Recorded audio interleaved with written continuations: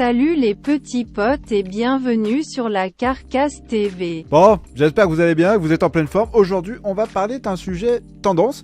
Nous allons parler technologie, nous allons parler intelligence artificielle. Je vais bien entendu parler de ChatGPT.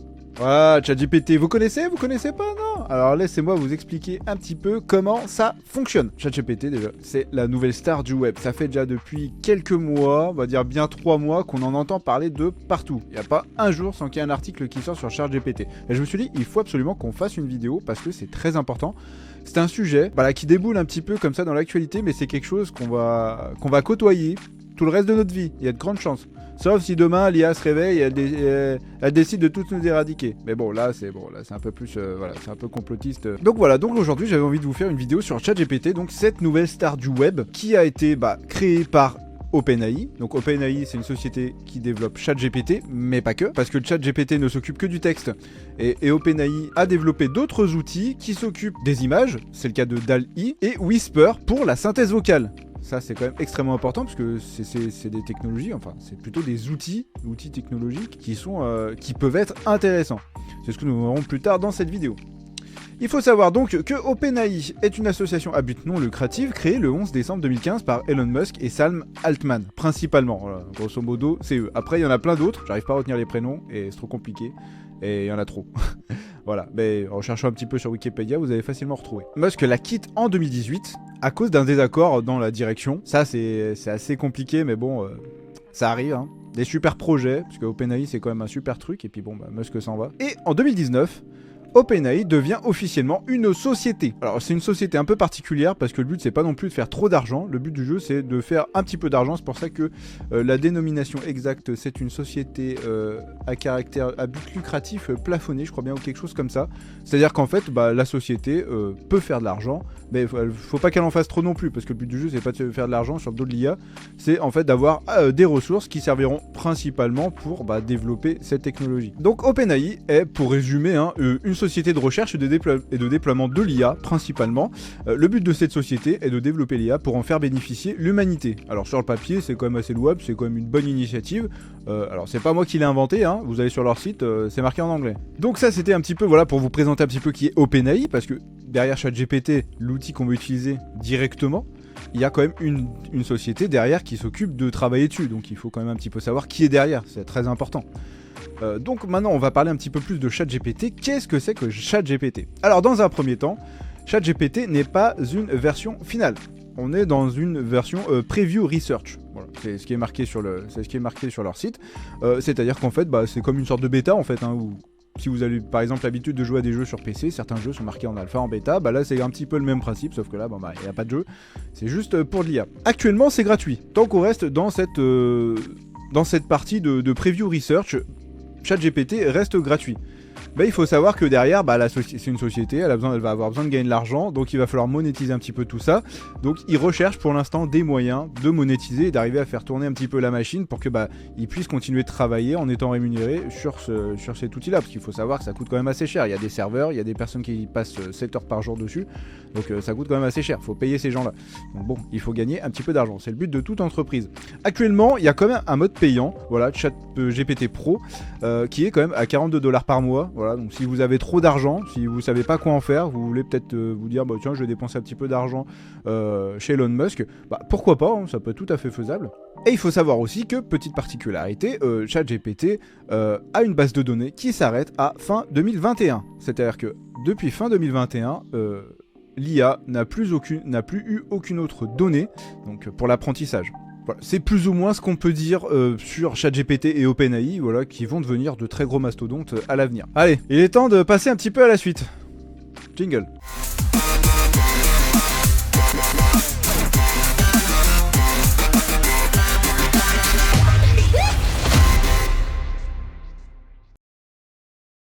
Alors dans mon analyse, j'ai essayé un petit peu de voir les avantages et les inconvénients que cela pourrait apporter de pouvoir travailler avec ChatGPT, en tout cas faire entrer ChatGPT un peu plus dans nos vies, parce que c'est quand même un sujet ultra tendancieux, il y a toujours ceux qui sont pour, ceux qui sont contre. Pas mal d'auteurs dans la littérature, notamment la SF, ont toujours mis en avant le fait que la plupart du temps ce soit pas très bénéfique pour l'humanité. Puis il y en a d'autres qui ont toujours promu un petit peu tout ça. Du coup là je me suis dit on va rester plus ou moins neutre, mais on va essayer quand même de voir un petit peu les avantages et les inconvénients que ça pourrait avoir, parce que c'est compliqué de prendre parti dans l'un ou l'autre, parce que dans les deux côtés en fait il y a toujours des choses très intéressantes à dire. Donc on va voir plus en détail ce que ça va donner dans les deux parties, puis après faites-vous vos avis d'ailleurs dans les commentaires et dites-moi de quel côté vous êtes. Est-ce que vous êtes plutôt du côté de ceux qui disent que non c'est pas bien, et puis du côté de ceux qui disent que oui forcément ça va être bien, c'est même révolutionnaire. Vous connaissez le chemin, c'est par là dans les commentaires. Enfin bref, donc pour ce qui est des avantages, alors déjà il faut voir ChatGPT comme un nouveau moteur de recherche 2.0 qui change toutes les perspectives mises en place depuis les 15 dernières années. Il faut voir ChatGPT comme une sorte de marchepied. Fini les résultats de recherche sur des sites web classés, RIP, Google, ça c'est plus ou moins terminé. C'est-à-dire que là on rentre vraiment dans une autre perspective, c'est une autre manière d'imaginer une recherche sur internet.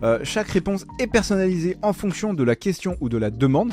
Donc c'est-à-dire qu'on est encore plus précis que Google, c'est-à-dire que Google vous mettiez 3 mots-clés, il va vous ressortir 50 résultats en fonction, puis après vous vous démerdez pour choisir la réponse. Voilà, Google c'est ça. Là, vous avez directement une réponse personnalisée en fonction de votre question. C'est-à-dire que le match est quasi instantané. Il n'y a pas de résultat, il n'y a pas de choix possible, la réponse est directement donnée, et après bien évidemment, si elle peut vous plaire comme elle peut ne pas vous plaire, parce que rien n'est parfait. Donc là effectivement, ça, par rapport à Google, les pauvres...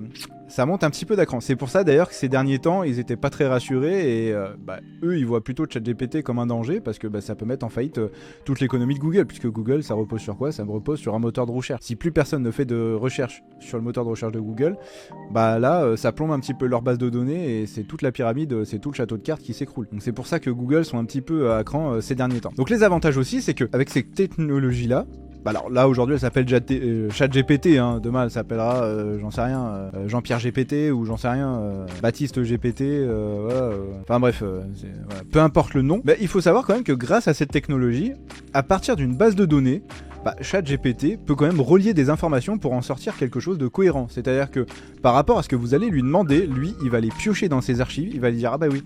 Alors là il y a un mot-clé, ça c'est ça, ça c'est ça, ça c'est ça, il va tout assembler, après il va voir qu'il y a une certaine cohérence. Et après, il va répondre, après, l'apprentissage, bien sûr, se fait continuellement, tout le temps.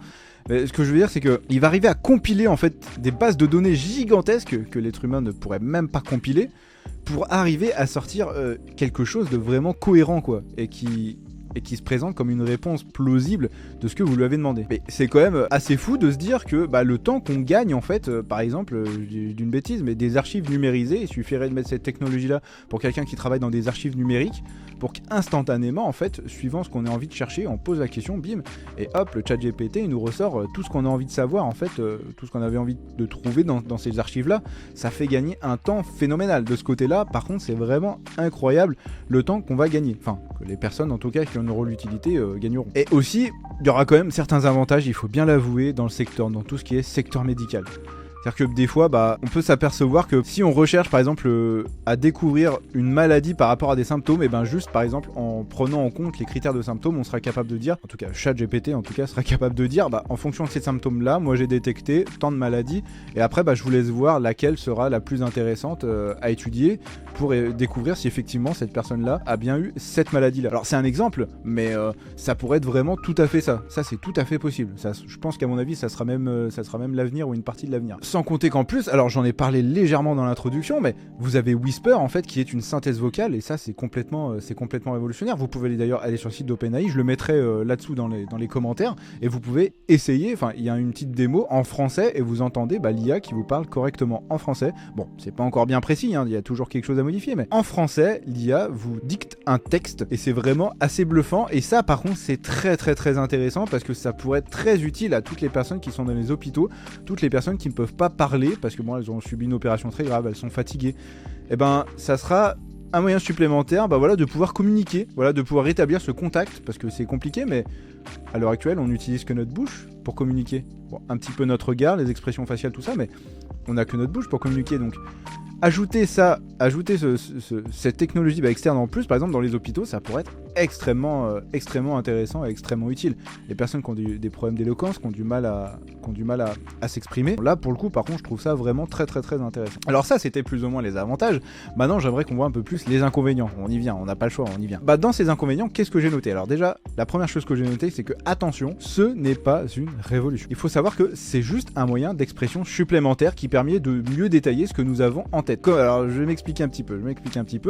Quand vous faites une recherche, plus vous allez être précis sur ce que vous avez en tête en fait, et plus précis sur la réponse que va vous donner ChatGPT en face. C'est juste un moyen d'expression supplémentaire, mais ChatGPT, il est pas là pour remplacer ce que vous avez dans vos têtes, à quoi vous pensez, et il est pas là pour faire les choses un petit peu à votre place. C'est un moyen d'expression supplémentaire. Vous avez une réponse conséquente en fonction de la question que vous avez posée. Après, deuxième point aussi, alors ça c'est, on va dire, c'est peut-être même l'un des plus importants. Moi c'est ce qui me pose un petit peu, c'est ce qui m'interroge beaucoup, c'est est-ce qu'on va pas devenir un petit peu des vrais flemmards si une IA réfléchit à notre place ou dessine à notre place. C'est-à-dire que si aujourd'hui, suivant la question, si elle est vraiment simple, et qu'aujourd'hui on se dit ça sert à rien, pourquoi je vais réfléchir à cette question, pourquoi je vais essayer de répondre à cette question, il y a ChatGPT qui peut le faire.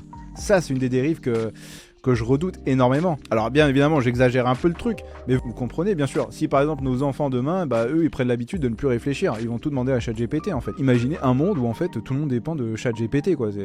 Oui, il y aura toutes les réponses, mais il y aura plus rien, il y aura plus de questions, il y aura plus de réponses pour nous êtres humains en fait. Donc qu'est-ce que ça va donner? Ça c'est une grosse interrogation. On peut pas y répondre tout de suite parce qu'il faut toujours prendre du recul sur ces choses-là. Pour analyser les dégâts que font certaines choses, il faut toujours prendre du recul. 10 ans, 20 ans, 30 ans, 40 ans. Ça se trouve, moi, à la fin de ma vie, je vais me dire, en fait, ChatGPT, c'était une grosse arnaque et finalement, on s'est bien fait entuber. Voilà, pour rester poli. Donc bon. Ça aussi c'est quelque chose, mais il faut surveiller tout ça, c'est très important. Les artistes vont-ils disparaître demain? D'une bêtise. En trouvant quelques mots-clés sur Midjourney par exemple, ou même DALL-E, l'outil d'OpenAI, les artistes vont-ils disparaître au profit d'artistes mots-clés en fait? Voilà, un tableau avec que des mots-clés, voilà, ça pourrait être une œuvre artistique d'ailleurs, hein. Un tableau avec que des mots-clés. Il n'y a plus de dessin, il n'y a plus rien, c'est que des mots-clés. Parce qu'en fait c'est ChatGPT maintenant qui dessine, c'est-à-dire que maintenant on n'aurait même plus la dextérité de la main pour dessiner un seul dessin, parce que ça serait ChatGPT qui dessinerait à notre place. Enfin ça c'est complètement fou. Pour moi ça c'est quelque chose, c'est impensable. Si demain une IA écrit des livres et qu'on est intéressé, vous imaginez un petit peu les conséquences que ça peut avoir. Il y a plus d'auteurs en fait, il y a plus de peintres, il y a plus d'artistes. Tous les petits artistes sur Instagram, tout ça, c'est quand même assez dangereux quoi. Toute cette expression artistique, c'est important. C'est important l'art. C'est grâce à ça qu'on a fait les plus beaux tableaux. Enfin nous, quand je dis nous, c'est les êtres humains. Mais c'est grâce à ça qu'on a fait les plus beaux tableaux, qu'on a des super scènes dans certains films ou dans certaines séries. La créativité artistique, tout ça, ça sort d'un être humain, mais c'est assez dangereux. Enfin bref, il faut s'en préoccuper en tout cas. Il faut quand même s'interroger sur ça parce que ça va être notre avenir. Là, je vais vous montrer des trucs après, vous allez voir, ça va être notre avenir. ChatGPT, ça va être notre vie, hein, ça va être le futur là. Enfin, eux en tout cas, ils parient gros dessus, hein, très gros. Donc ça, il faut quand même y réfléchir. Ensuite, il faut savoir que ChatGPT a une base de données qui vient d'où? Nous, des êtres humains en fait. Donc c'est-à-dire que ChatGPT n'est que le reflet de l'être humain. Bon après, il y a quand même quelques trucs par-ci par-là.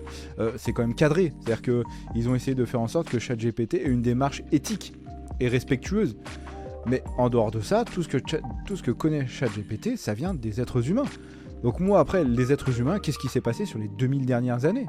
Bon, on a eu des avancées technologiques, mais il y a aussi eu des guerres. Voilà, il y en a même eu encore en 2022, on a encore une guerre en cours, là, en Europe. Là, c'était un exemple de guerre, mais on peut parler aussi du côté économique. Par exemple, le scandale FTX, qui a eu lieu là, il y a quelques mois, sur les cryptos et sur la monnaie de manière globale. Imaginons par exemple que la bourse puisse être manipulée par ChatGPT par exemple. Qu'est-ce que ça pourrait donner? L'économie mondiale, comment ça va se goupiller? Est-ce que tout va s'effondrer? Parce que là si tout s'effondre, on est tous foutus, hein. C'est la loose assurée, hein. On est tous foutus. Qu'est-ce que ça va donner? Vous voyez un petit peu pas les dangers, mais les mises en garde. Pour l'instant c'est que des mises en garde, il n'y a aucun fait grave dans la pratique, mais il faut quand même s'interroger. Ensuite, que se passerait-il? Parce que là, on a fait une IA éthique. On a une IA éthique toute gentille qui nous répond bien gentiment. On lui dit merci, elle nous remercie également. Voilà, les règles du respect sont de mise. Que se passerait-il si demain, par exemple, pour une simple expérience, on se disait, tiens, si on dotait une IA de mauvaises intentions, juste pour une simple expérience, même sans danger pour l'homme, même sans rien du tout, mais si on se disait, demain, voyons voir ce que va donner une IA avec des mauvaises intentions, pour voir ce que ça donne. Qu'est-ce qu'elle serait capable de faire pour nous nuire? C'est tout simple, hein, c'est tout simple. Mais c'est une expérience comme une autre, puisque là on est quand même sur une IA qui a quand même l'IA avantageuse, les points positifs, mais on connaît pas l'IA mal intentionnée en fait. Jusqu'où elle serait capable d'aller, c'est quand même assez... Moi ça me questionne un petit peu quoi. Et c'est toujours ces parties-là qui m'intéressent le plus, parce que les mises en danger qui pèsent sur l'homme, on peut pas dire ah bah non c'est pas grave, je pars au ski quand même. Bon demain c'est la fin du monde, il y a l'IA qui va tous nous raser, mais c'est pas grave, moi je vais faire de la luge à la montagne. Non, on peut pas réfléchir comme ça, on peut pas être aussi insouciant. Aujourd'hui c'est plus possible. Donc bon, voilà, c'était quelques avantages et quelques inconvénients, en tout cas quelques inconvénients, que j'ai relevés sur ChatGPT. D'ailleurs, je vais vous le montrer un petit peu ici. Alors je me suis amusé à faire une petite interview pour ChatGPT. Voilà, j'ai fait un thread spécialement, enfin une conversation spéciale pour ChatGPT que j'ai appelé vidéo sur ChatGPT. Et j'ai discuté un petit peu pour ChatGPT. Je l'ai fait spécialement pour la vidéo et je lui ai demandé, je me suis lancé sur YouTube, je n'ai pas beaucoup d'abonnés et j'aimerais faire une vidéo sur toi. Est-ce que tu aurais un message particulier à transmettre aux spectateurs? Faute d'orthographe, désolé pour moi. Il m'a répondu: en tant que modèle de traitement du langage, mon but principal est d'aider les utilisateurs à générer du contenu efficacement et de manière autonome. Mon message principal serait donc de rappeler l'importance de la créativité humaine, même lorsque l'on utilise des outils de traitement automatique du langage comme moi. Il est important de se rappeler que la génération de contenu automatisé ne remplace pas la créativité et la vision personnelle des humains, mais plutôt qu'elle peut les aider à les amplifier. Donc, question logique, de quelle manière ton fonctionnement peut amplifier la créativité et la vision personnelle des humains? Et lui m'a répondu: il y a plusieurs manières dont mon fonctionnement peut amplifier la créativité et la vision personnelle des humains. Tout d'abord, je peux aider les utilisateurs à générer du contenu plus rapidement et efficacement. Par exemple, un écrivain peut utiliser mon aide pour générer des idées de scénarios ou pour trouver des mots précis pour exprimer une idée. De plus, je peux également aider les utilisateurs à explorer de nouvelles perspectives et idées en leur proposant des phrases ou des idées qui leur seraient difficilement venues à l'esprit. Enfin, je peux également aider les utilisateurs à élargir leur vocabulaire, leur grammaire et leur style d'écriture pour améliorer leur qualité d'écriture. Ça, après, c'est ce qu'il dit, il faut toujours voir dans la pratique, parce que bon, une IA, elle peut promettre moins et merveilles, mais c'est la pratique qui va faire que on verra en jugeant si, effectivement, tout ça, c'est vrai ou non. Après, donc, par exemple, je me suis amusé, je me suis dit, est-ce que lui-même, il connaît comment il a été créé? Bien sûr, il le connaît. Donc, OpenAI, comment ça a été créé? Enfin, lui-même. Je m'entends, je parle d'OpenAI, pardon. Là, tout simplement, voilà, il m'a fait le petit speech. Alors, je vais pas tout vous lire, parce que sinon, on est encore là demain matin, mais... vous pourrez d'ailleurs mettre la vidéo en pause pour lire tout ça, mais je vais vous faire défiler un petit peu. Voilà, et même après toutes ces réponses, je me suis amusé à lui dire merci pour toutes ces informations, histoire de le remercier. Et après, lui m'a répondu: je suis heureux de vous avoir aidé, n'hésitez pas à me poser d'autres questions si vous en avez. Vous voyez un petit peu les phrases de politesse que je vous disais tout à l'heure. Après, je me suis un petit peu amusé à le troller, sa base de données s'arrête en 2021, bien sûr. Je lui ai demandé: qui est le meilleur youtubeur selon toi? Voilà, je vais quand même demander. Il m'a dit: en tant que modèle de traitement du langage, je ne suis pas en mesure de donner mon avis personnel sur qui est le meilleur youtubeur. Cela dépend des goûts et des intérêts de chacun. Il y a beaucoup de créateurs de contenu talentueux sur YouTube dans différents domaines, tels que la musique, le divertissement, la technologie, la cuisine, etc. Il est important de trouver des créateurs de contenu qui correspondent à vos intérêts et à vos goûts, et que les soutenir en les abonnant, en s'abonnant à leur chaîne. Voilà, il y a une petite faute d'orthographe, je l'ai signalé, mais bon, une petite faute d'orthographe, et en aimant et commentant leurs vidéos. D'ailleurs, n'hésitez pas à vous abonner et à liker cette vidéo, c'est très important pour moi. Ça m'aide pour le référencement de la chaîne, de la vidéo, enfin vous connaissez toute l'histoire. Après, je me suis même amusé, je me dis: être influenceur est-il un métier d'avenir? Il peut peut-être me répondre. Et donc il m'a répondu, je vais pas tout vous lire, mais je vous laisserai mettre la vidéo en pause pour lire tout ça. Après donc, je lui ai dit: tu es expert, parce qu'après, ChatGPT aussi, quand on lui pose une question, il faut toujours replacer aussi un contexte. C'est-à-dire que là, quand on lui pose une question particulière dans un domaine particulier, moi je lui dis par exemple: tu es expert sur le jeu Nintendo Switch Pokémon Legends Arceus, comment faire pour débloquer la mission secondaire 67, les Mélophées au clair de lune? Tout simple, parce que je me suis dit, il est sympa en technologie, en langage, machin et tout, mais est-ce qu'il s'y connaît en Pokémon, le mec? Mais bon, s'il connaît rien, voilà, il sert peut-être à rien. Et non, il m'a répondu, et il m'a bien rappelé d'ailleurs que ces données ne vont qu'à jusqu'à 2021, et qu'il n'avait pas de connaissances sur le jeu Switch Legends Arceus, puisqu'il est sorti en 2022. En tout cas, c'est intelligent, parce que même en s'étant arrêté en 2021, il sait que Arceus est sorti en 2022. Ça, c'est quand même pas mal. Il a réussi à apprendre ça sans avoir plus aucune donnée. Après, il rappelle certains trucs, enfin bref, vous lirez, mais c'est quand même très très très intéressant. Et après, dernière question, je vais demander, puisque là on a fait nous un petit peu les avantages et les inconvénients dans cette vidéo de ChatGPT, je lui ai dit: dirais-tu que ton utilisation est bénéfique pour l'humanité? Oui, lui, comment il se place par rapport à nous, même s'il n'a pas de libre arbitre, même s'il n'a rien du tout, et qui ne fait que répondre à des questions. Si on lui pose la question à lui, comment est-ce qu'il se sentirait? Il le fait pas de lui-même, mais si on lui demande, Il peut nous répondre, c'est la petite différence. Et lui m'a répondu, en tant que modèle de traitement du langage, je suis conscient pour aider les gens à trouver des informations et à résoudre des problèmes. J'ai été formé sur des millions de pages de contenu sur internet, ce qui me permet de fournir des réponses rapides et précises à des questions sur une variété de sujets. Cela peut rendre de nombreux processus plus efficaces et plus simples pour les individus et les entreprises. De plus, les modèles de traitement du langage comme moi peuvent également être utilisés pour améliorer les systèmes de traduction automatique, la synthèse de la parole, la génération de contenu automatisé, la compréhension de la voix, etc. Ces utilisations peuvent faciliter la communication entre les personnes de différentes cultures et nationalités et aider les personnes ayant des difficultés à communiquer, à mieux se comprendre, à mieux se faire comprendre. C'est un petit peu ce que je vous disais juste avant, sur l'exemple de ces technologies avec Whisper notamment, dans tout ce qui est le domaine médical, qui pourrait être vachement intéressant. Voilà. Moi c'est quelque chose que je trouve ça très appréciable. Et il termine par cette phrase-là. Cependant, il est important de noter que les modèles de traitement du langage, comme toutes les technologies d'IA, peuvent également avoir des implications éthiques et sociales. Il est donc important de continuer à surveiller les développements et les utilisations de ces technologies pour s'assurer qu'elles sont utilisées de manière responsable et éthique. Et donc quand on arrive là-dessus, forcément, ça nous amène déjà à la conclusion de cette vidéo, mais même lui nous rappelle que derrière, il faut toujours se méfier de qui est derrière. ChatGPT, c'est un petit peu l'écran de la télévision qu'on va regarder, avec qui on va interagir, mais derrière, il y a le marionnettiste, qui en coulisses fait bouger la marionnette. Donc il faut toujours rester très vigilant aux personnes qui sont derrière. Voilà, les intentions, les bonnes intentions. ChatGPT, ce n'est même pas un miroir, c'est juste une sorte de vitre sans teint en fait, où le marionnettiste est derrière et regarde les gens défiler devant le miroir. Et puis nous sommes, voilà. Enfin, vous voyez un petit peu la métaphore. Voilà, bon, c'est ainsi que nous arrivons donc à la fin de cette vidéo. Elle est longue, il y en avait des choses à dire, il y en avait pas mal quand même, il y en avait pas mal. Allez, conclusion, on va pas trop tourner autour du pot, c'est quand même une technologie qui est très prometteuse.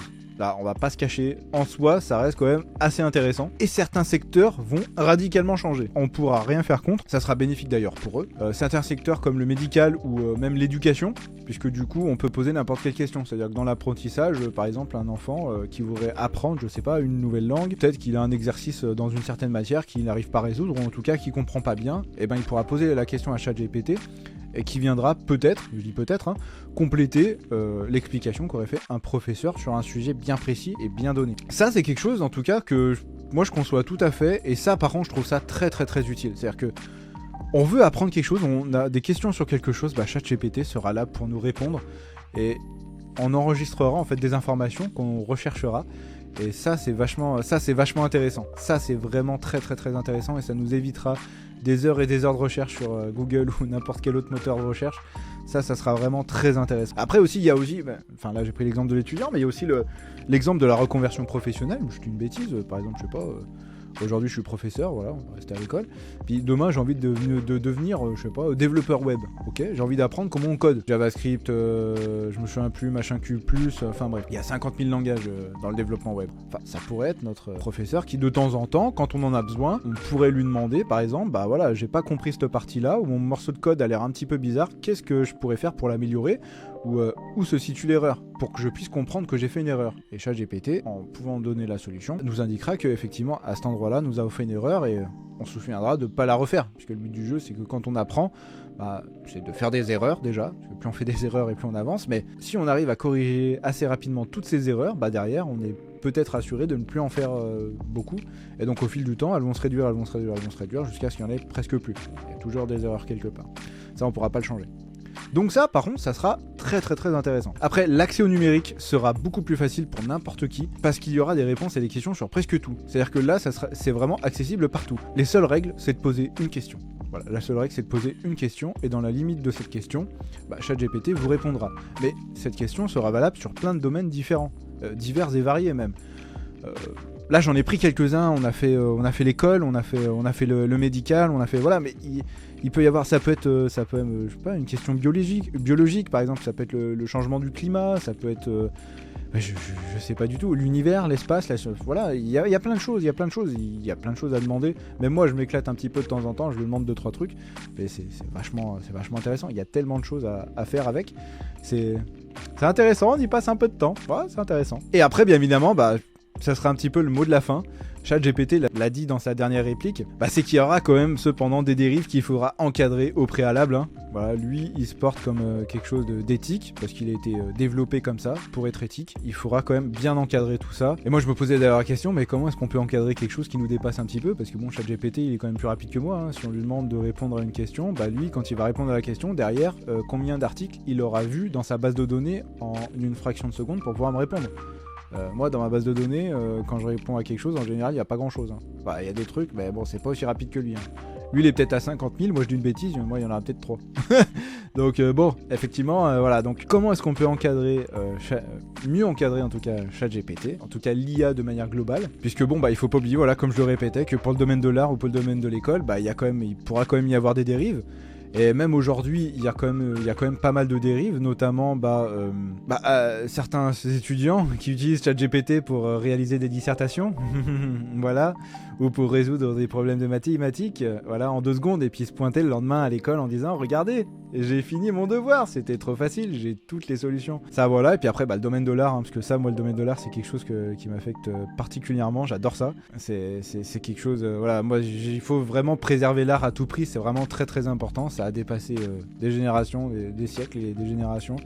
Et il faut vraiment que l'art soit indépendant de l'IA à tout prix, parce que l'IA pourra toujours copier, mais ne pourra jamais créer. C'était un petit peu le mot de la fin. Et écoutez, je vous remercie en tout cas d'avoir regardé cette vidéo. Je vous souhaite une agréable journée, et puis nous on se retrouve dimanche prochain pour une nouvelle vidéo. Allez, n'hésitez pas à vous abonner, à mettre un petit pouce bleu, à mettre des commentaires aussi là dans la barre de... Ouais. Là en dessous, là, si, il y a des trucs pour commentaires.